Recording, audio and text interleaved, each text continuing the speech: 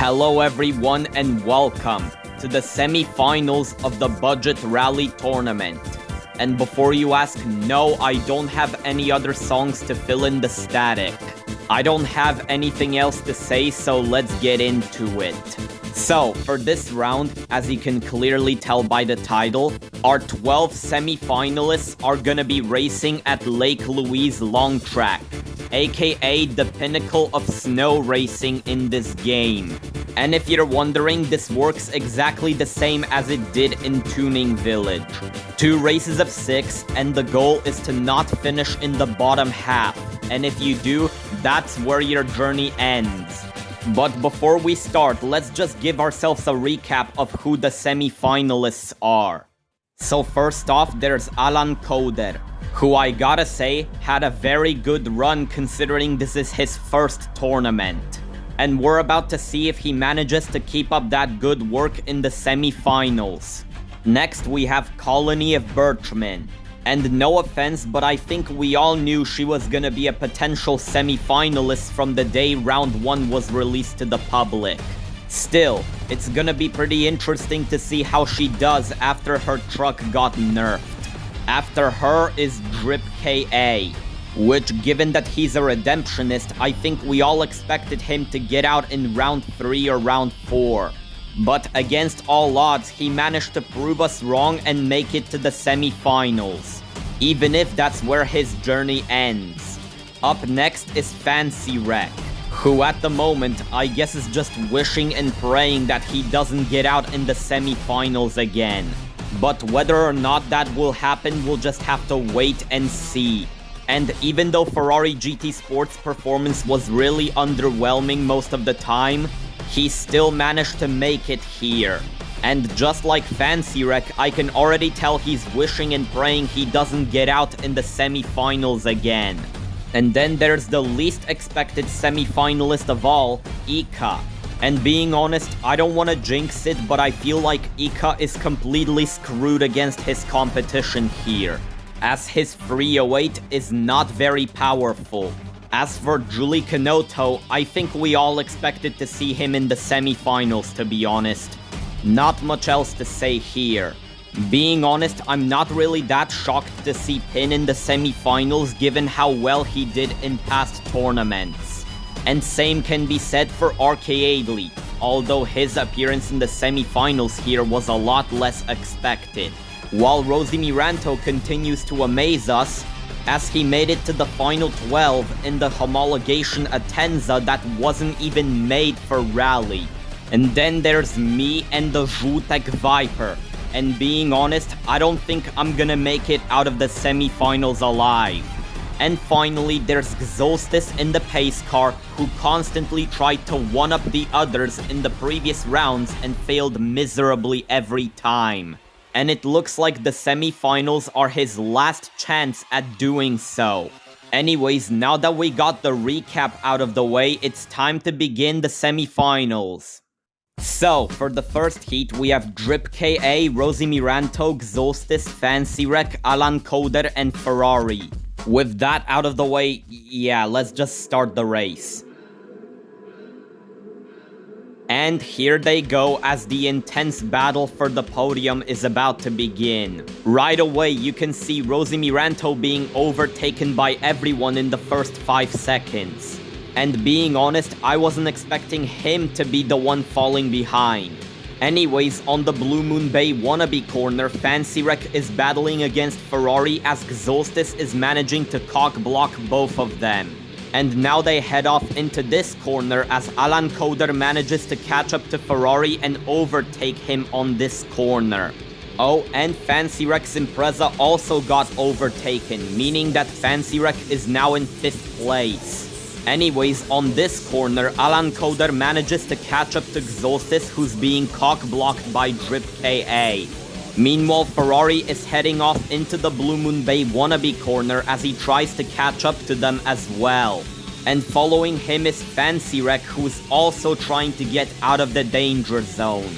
And as you can see in the front, Alan Coder managed to overtake Xolstis and now's trying to overtake Drip KA as well. But Drip KA has already had enough of being beaten by someone else and manages to successfully overtake him back. And so, we are now on the Balkan Road section as Ferrari manages to catch up to Xolstis. And now he is trying to overtake him on this annoying test course wannabe corner. But unfortunately for Ferrari, the overtake doesn't seem to be so successful. FancyWreck, however, has managed to assert his dominance by drifting his way out of the danger zone. And as you can see, Xolstis still has some beef with Ferrari as he is refusing to let him overtake.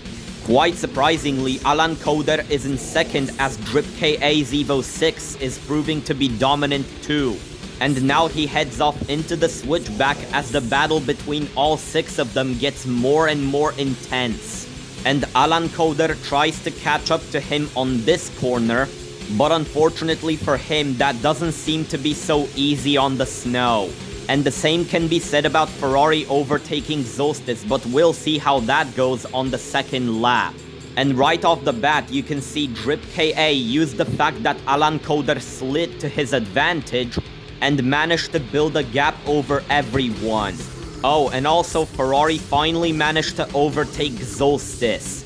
But he's not out of the clear yet, as he still has to battle FancyWreck and Alan Coder for the podium. And so, he tries to catch up to FancyWreck, who seems to be his next target.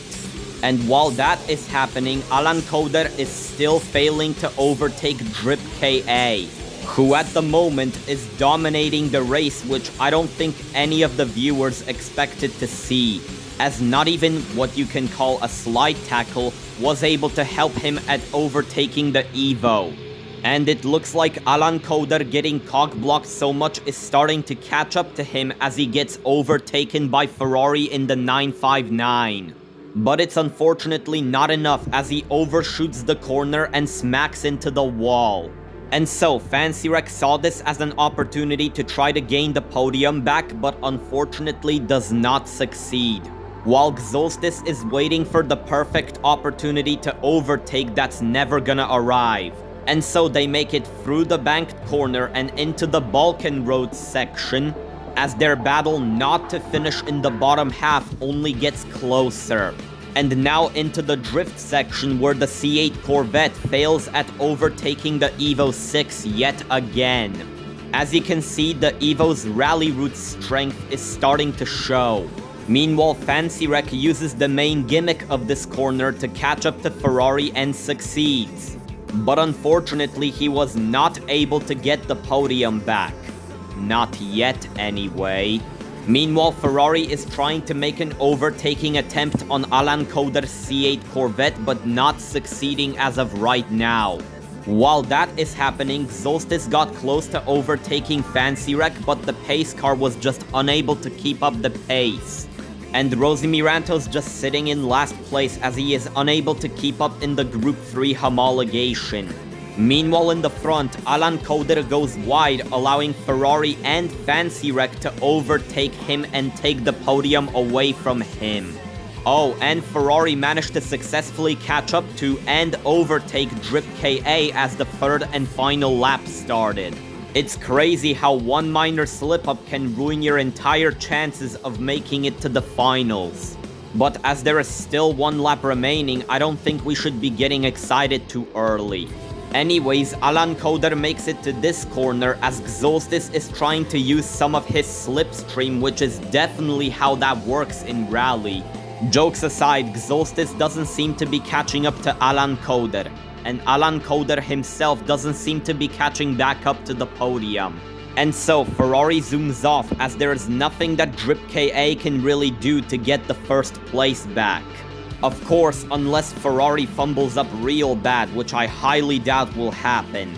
Anyways, Drip KA now has to deal with FancyWreck, who's trying to overtake him and gain yet another second place. Meanwhile, Alan Coder is trying to catch back up to FancyWreck and Drip KA, but the fact that he keeps pulling an octo and sliding on every corner doesn't really help his case. And so, the banked section comes around where absolutely nothing changes, aside from Alan Coder maybe catching up to FancyWreck a little bit. And so, as he makes it through the Balkan roads and into the drift section, he manages to catch up to Fancy Wreck. He now just needs an overtaking opportunity to go along with it. And we'll see if he's able to overtake them on this corner, which is nothing but an inconvenience to the player. And so, now Octo only has one shot at getting the podium back. So let's see if he's gonna be able to pull the very needed last-minute overtake. And so, as we make it to the switchback corner, Fancy Wreck has a chance to take the second place away from Drip KA, but unfortunately does not succeed in doing so. And so it all comes down to these final sets of corners. Let's see what's gonna happen. And so we make it to the straight as Ferrari finally manages to make the Porsche 959 great again, by placing first in this very race. And with all odds against them, it looks like Drip KA manages to place second and Fancy Wreck places third.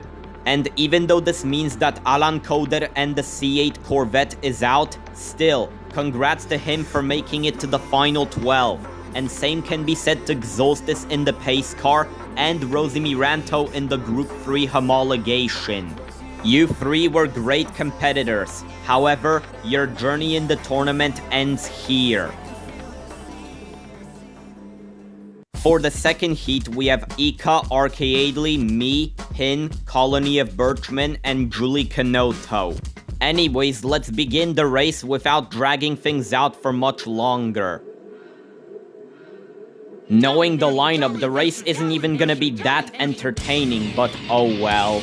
Anyways, as soon as the race starts, everyone but me, of course, managed to overtake Ika instantly.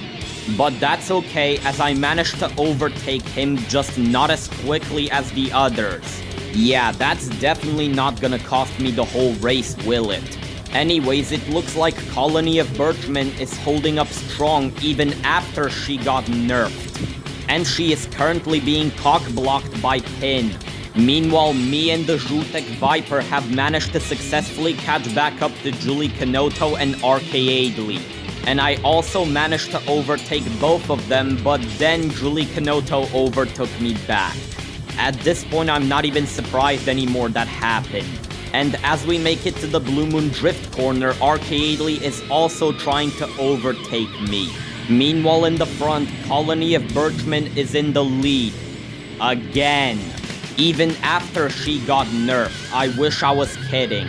And following her is Julie Canoto, as he managed to overtake Pin and make it to the banked corner. And now he heads off into the Balkan roads as he's trying to catch up to the truck. Which I don't even think that's really possible. Wait, the song's over already? Alright, fine, I guess I'll have to use one of my own. Anyways, in the back, as you can see, Arcadely managed to overtake me. And now he is battling Pin on this corner, which is nothing but an inconvenience to the player. But unfortunately for him, he slides, allowing me to catch up to him. And as for Pin, we're about to see if he's gonna be able to hold the podium when he needs it the most. And as for Ika, yeah, he's really just falling behind, as the 308 being so underpowered is really starting to show. Meanwhile, in the front, Julie Canoto makes it through this corner and onto the straight as he is somehow managing to keep up with Colony of Birchmen. And we're about to see how this battle unfolds on the second lap. And back on the podium, Pin seems to be winning the three-way battle as he has a giant lead over me and Arcadely. Not a big deal, Arcadely can come back from this. But I'm not sure about myself though, given that I literally lost in every single battle against Pin. And so, both me and Arcadely make it through the Blue Moon Bay wannabe corner and onto the mini straight, where we slowly but steadily catch up to Pin. But given how much of a gap he has, unless he does a minor inconvenience, both me and Arcadely are pretty much screwed. And so there he goes over the crest, as Spoonie would call it, as me and Arcadely try to catch back up to Pin.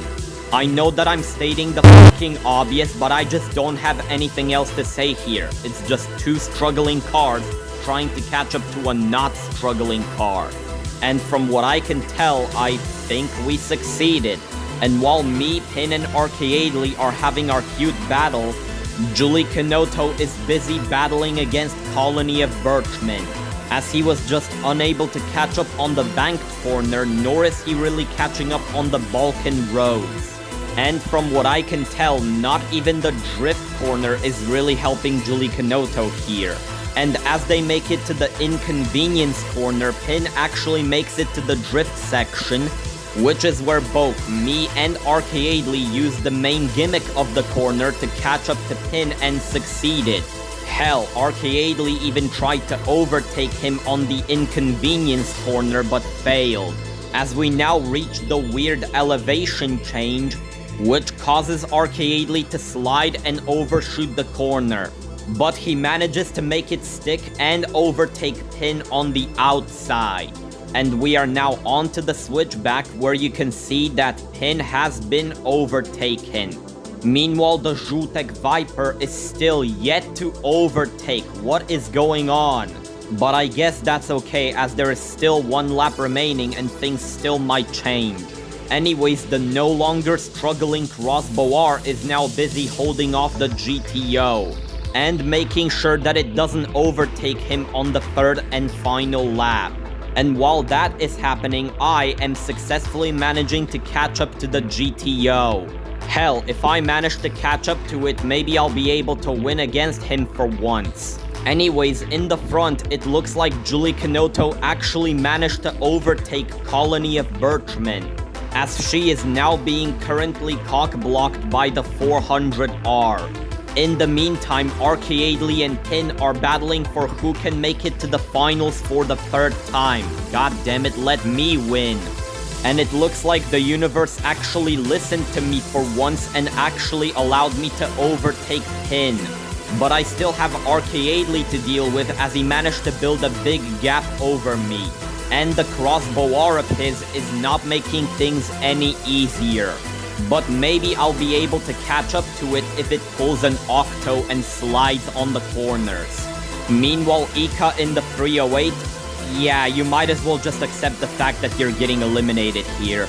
And while I'm busy catching up to Arcaadely, Colony of Birchmen is busy trying to catch back up to Julie Kanoto, who managed to build a decently sized gap over her in the meantime. And unfortunately for Jess, the inconvenience corner is not enough for her to overtake him back. And Arcaadely makes it to the drift section, as my task of catching up to him failed successfully. See, this is what I was talking about earlier. I knew this was gonna happen. I knew there was gonna be a twist rival in my race that would prevent me from finishing in the top half. But being honest, I wasn't expecting the twist rival to be the Crossbow R of all things. Oh well, I guess Night Drive got what he wanted. Anyways, the battle between the truck and the 400R comes to a close, as Julie Kanoto finishes first, getting nerfed as a result, and Colony of Birchmen in second. And now it's only a matter of which one of these three makes it to the finish line first. Which, yeah, I think it's pretty obvious that it's gonna be Arcaadely, as I'm not gonna drag the obvious out for much longer. And so, to the surprise of most, Arcaadely takes the last spot into the finals. And even though this means my Zhutek Viper, Pin's GTO, and Ika's 308 are eliminated, at least they went down in the blaze of glory. And that's about it for today. And with tonight's round concluded, we are now down to our 6 finalists. Anyways, if you enjoyed, which I know you did, like the video, and maybe even consider subscribing. I would really appreciate it. Thanks for watching, good luck to the 6 remaining competitors, and I'll see you in the grand finale.